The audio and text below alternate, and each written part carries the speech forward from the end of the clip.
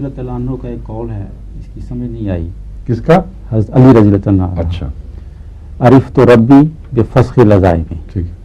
جبکہ قرآن کہتا ہے وَإِذَا عَزَمْتَ فَتَوَكَّلْ عَلَى اللَّهِ. اچھا پھر کیسے کوئی فرق نہیں ہے ان باتوں میں.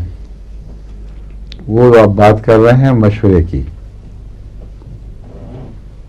جب حضرت صلی اللہ علیہ وسلم کو مشورے کو حکم دیا گیا تو فرمایا کہ مشورہ تو تو نے کرنا ہے مگر پابند نہیں ہے، فیصلہ تو نے کرنا ہے، اور جب تو فیصلہ کرے گا فتوکل علی اللہ پہ اثر ہے. عزمتا سے مراد ہے فیصلہ کر لے، پھر اللہ پر توکل رکھ. پھر اگر خدا نے اس فیصلے کا کچھ حصہ منسوخ فرما دیا اس کی مرضی ہے، اس کو مکمل کرنے کی توفیق بخشی تب بھی اس کی مرضی ہے، مگر عزم کے بعد اس پر 100% عمل درآمد تیرے اختیار میں نہیں، پھر اللہ کا اختیار ہو جاتا ہے. فتوکل علی اللہ.